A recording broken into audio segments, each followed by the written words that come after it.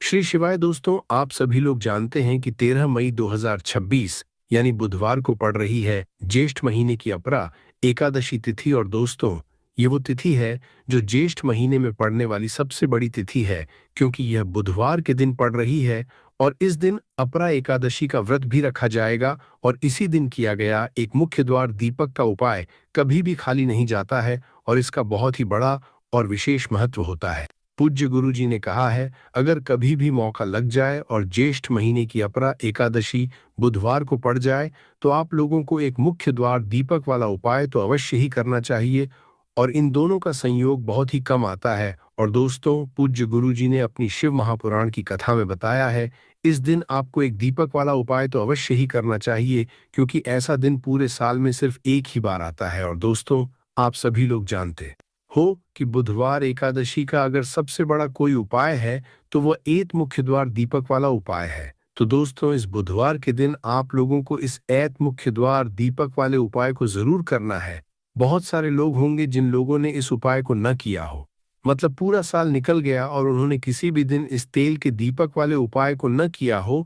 पर दोस्तों, आपके पास एक आखिरी मौका बचा हुआ है, जो कि 13 मई के दिन है। तो इस दिन आप लोगों को इस वाले उपाय को जरूर कर लेना है, भले ही आपने पूरे साल भर इस उपाय को न किया। ज्येष्ठ महीने में पड़ने वाली एकादशी के दिन अगर इस वाले उपाय को कर लिया, तो आपको इस उपाय को करने का वो फल मिलेगा जिसकी आपने कभी कल्पना भी नहीं करी होगी। इसीलिए आप लोग इस वाले उपाय को एक बार जरूर कर लेना, ताकि आप लोगों के हाथ से ये मौका न जा सके और आपको इस उपाय को करने का फल मिल सके। दोस्तों, ये उपाय पंडित जी ने अपनी अभी की ही शिव महापुराण की कथा में बताया है, जिस उपाय को आज हम आपको बहुत अच्छे से समझाने वाले हैं। इस वीडियो को देखने के बाद इस उपाय को समझने के लिए आपको कोई और वीडियो को देखने की जरूरत नहीं पड़ेगी। तो चलिए दोस्तों, उपाय को शुरू करते हैं। देखिए, ये इस ज्येष्ठ महीने के बुधवार के दिन ये इतना खास होता है, इतना महत्वपूर्ण होता है। देखा गया है, कभी कभी बड़े बड़े पूजा पाठ अनुष्ठान से जो मनोकामना पूर्ण नहीं होते, वह इस ज्येष्ठ महीने के अपरा एकादशी के दिन एक छोटे से उपाय करने से ही आपकी मनोकामना पूर्ण हो जाती है। और बहुत सारे लोगों ने इस उपाय को किया भी है, और उनको इस उपाय को करने का फल भी जरूर मिला है। अगर आप लोग भी इस उपाय को बुधवार अपरा एकादशी के दिन करना चाहते हैं, तो आप इस उपाय को पहले अच्छे से समझ लेना, सुन लेना, उसके बाद करना। आपको इस उपाय का फल जरूर मिलेगा। और इस उपाय को कर लेने से आपके घर में चाहे किसी भी प्रकार की दुख और समस्या क्यों न चल रही हो, आपको उसका कारण भी नहीं पता है कि भाई ये समस्या किस कारण से चल रही है, उसका कुछ भी कारण हो सकता है, जैसे पितृ दोष हो सकता है या किसी भी तरह का मंगल दोष भी हो सकता है। तो इस दिन आप लोगों को यह वाला उपाय कर लेना है। ये एक ऐसा उपाय है जिस उपाय को अगर किसी विशेष दिन पर किया जाए, तो भाई उस विशेष दिन का जो है वो तो हमें मिलता ही मिलता है। पर हमने उस दिन पर इस उपाय को किया है, तो हमें उससे भी बड़ा फल मिलता है, और फल बहुत जल्दी मिलता है, क्योंकि आप इस उपाय को बहुत ही बड़े और विशेष दिन पर कर रहे हो। तो चलिए, अब उपाय के बारे में बात करते हैं। लेकिन उससे पहले आप लोगों को यह जानना आवश्यक है कि आखिर यह उपाय किस समय करना है, किसको करना है और कैसे करना है। तो चलिए, हम आगे आपको वीडियो में एक एक करके बता देते हैं। लेकिन उससे पहले अगर आप लोग हमारे चैनल पर नए हैं, तो हमारे चैनल को सब्सक्राइब कर लेना, और इस वीडियो को लाइक करके कमेंट बॉक्स में श्री शिवाय नमस्तुभ्यम ओम नमः शिवाय जरूर टाइप कर देना। और अपने फायदे के लिए, गरीबी दूर करने के लिए इस वीडियो को पूरा देख कर जाना, तभी आपको लाभ की प्राप्ति होगी। यदि आज आपने वीडियो को बीच बीच में से देखा काट काट के, तो दोस्तों, इस एक मुख्य द्वार दीपक वाले उपाय को हमें इस बुधवार के दिन कैसे करना है, किसको करना है, किस समय करना है और कहां पर करना है, यह सारे सवालों के जवाब आपको इस वीडियो में मिल जाएंगे। और जो ये वीडियो देखेगा भाई, उसको एक मुख्य द्वार दीपक वाला उपाय जरूर करना चाहिए, क्योंकि इस दिन दीपक का भी बहुत ही बड़ा और विशेष महत्व होता है। और जब बात आ जाए एक मुख्य द्वार दीपक की, तो यह सोने पर सुहागा वाली बात हो जाती है, और ये एक बहुत ही बड़ा उपाय हो जाता है इस बुधवार अपरा एकादशी व्रत का। अब हम समझते हैं इस वाले उपाय को हमें करना किस समय है। इस दीपक वाले उपाय को हमें इस एकादशी के दिन करना किस समय है, तो देखिए, इस उपाय को करने का जो समय है वह सुबह का समय है और शाम का समय भी है। अब देखिए, यहाँ पर हम मुख्य रूप से सुबह का समय नहीं बोलेंगे, क्योंकि 13 मई बुधवार अपरा एकादशी का दिन है और इस दिन प्रदोष काल के समय का बहुत महत्व होता है।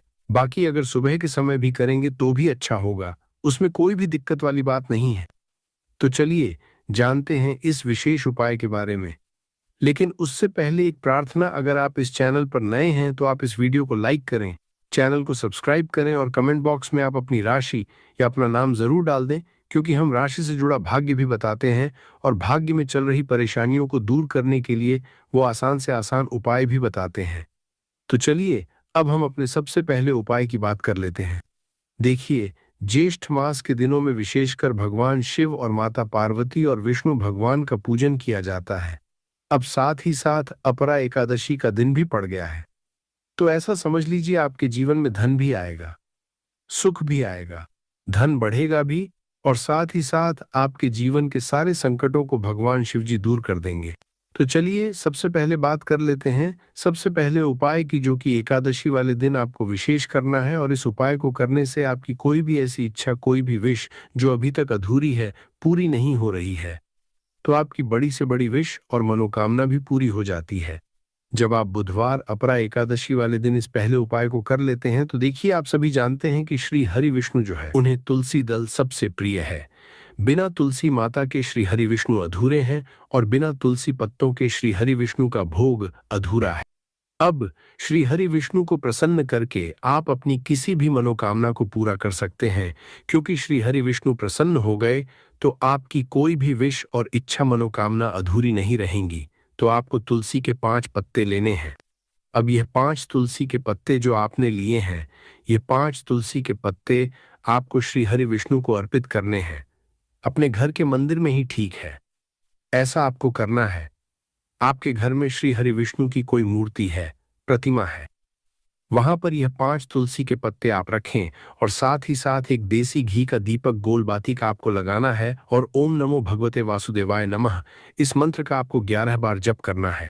देखो मंत्र कौन सा है, ओम नमो भगवते वासुदेवाय नमः, और फिर श्री हरि विष्णु से अपनी विश, अपनी इच्छा, अपनी मनोकामना कह देना और फिर देखना आपकी विश और इच्छा, जो भी आपकी मनोकामना है, जो भी अपने जीवन में आपको चाहिए। अगर निर्धनता बहुत है, आप अपने घर से गरीबी को दूर करना चाहते हैं, या फिर धन आपका बढ़ता नहीं है, आप चाहते हैं कि आपका धन बढ़े, या फिर आपके घर में फिजूल खर्ची बहुत होती है, पैसा आपके पास नहीं रुकता है, आप चाहते हैं कि पैसा आपके पास रुके, या फिर घर में कोई व्यक्ति ऐसा है जो बहुत बीमार रहता है, या फिर किसी का विवाह नहीं हो पा रहा है, तो जो भी आपकी इच्छा है, जो भी आपके विश है, बस एक बार श्री हरि विष्णु से कह दे।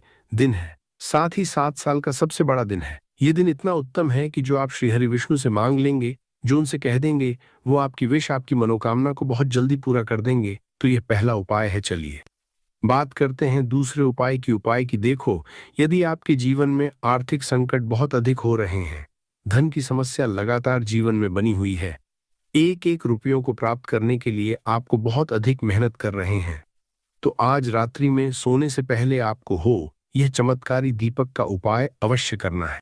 या फिर यदि आपका जो व्यापार है, बिजनेस है, दुकान है, वह अच्छे से नहीं चल पा रही है, तो आज रात्रि में इस विशेष दीपक का उपाय आपको अवश्य करना चाहिए।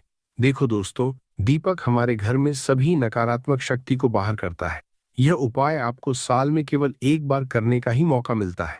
देखिए, इस उपाय के लिए आपको तुलसी जी की जो सूखी लकड़ी होती है उसे ले लेना है।